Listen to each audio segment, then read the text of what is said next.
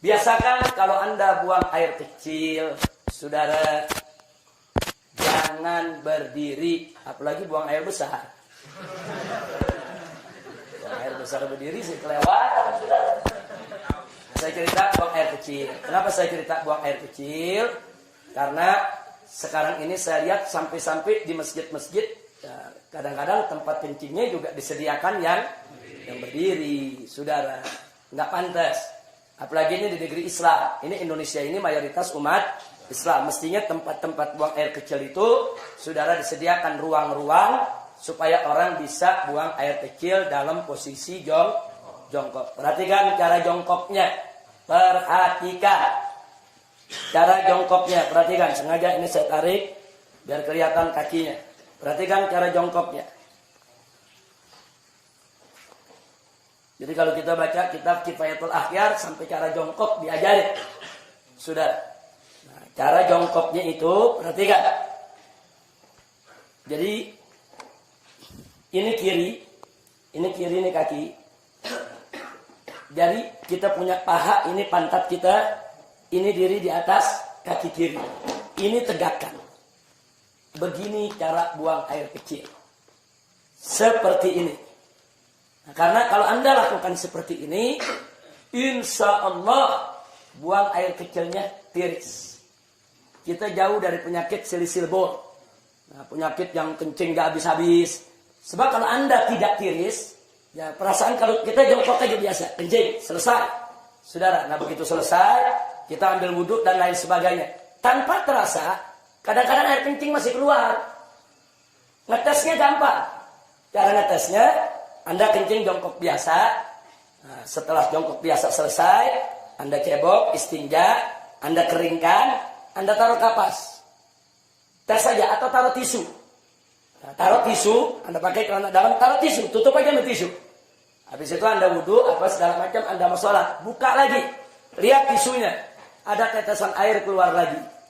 Itu kalau kita mau ngetes, bener gak ini keluar lagi? Jadi kalau orang yang buang air kecilnya tidak tiris, akan keluar lagi. Nah, maka itu supaya tidak keluar lagi, perhatikan, ini seperti ini akan tiris. Seperti ini. Nah, setelah seperti ini buang air kecil, kita bungkukan sedikit. Nah, kita bungkukan sedikit.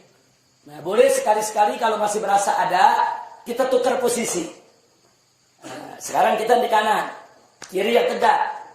Tapi ini bukan posisi utama, bukan. Posisi utama yang tadi.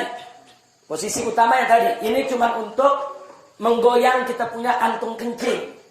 Supaya kantung kencing kita ini kegoyang. Digoyang begini. Balik lagi. Nah, tapi ini yang utama. Ini kalau begini kita kencing, insya Allah tiris. Tidak akan tersisa lagi. Kira-kira jelas tidak? Ditambah lagi dengan jari kita. Kita tekan bagian bawah sebelum bagian dubur di bawah ada, kalau kita tekan keluar lagi. Keluar lagi itu cairan. Tekan sedikit. Nah, yang ketiga, istibra. Apa istibra? Dehem. Dehemnya bukan dehem dengan tenggorokan. Bukan dehem dengan suara dada. Dehem dengan perut. Perut. Jangan pakai dada. Enggak. Coba lihat, ada bedanya ya dengan dada sama dengan perut? Beda, coba pakai perut, gimana deh? Perut kita tekan. 3-4 kali. Nah, itu klepnya terbuka.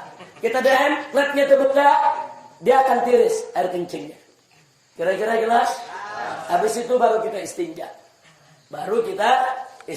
Jadi Islam ini indah. Sampai cara kencing diajarin. Sampai cara kencing diajarin dalam Islam, ya ikhwan. Dan ternyata para dokter mengakui.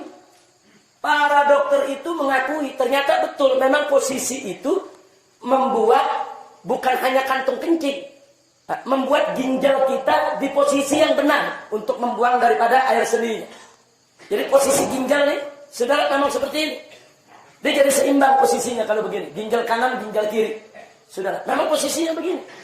Jadi untuk ginjalnya sehat, kantung kencingnya sehat, dan insya Allah tidak menetes lagi. Kira-kira jelas? Nah, ini oleh-oleh pelajaran terakhir. Mudah-mudahan manfaat untuk kita semua. Amin ya rabbal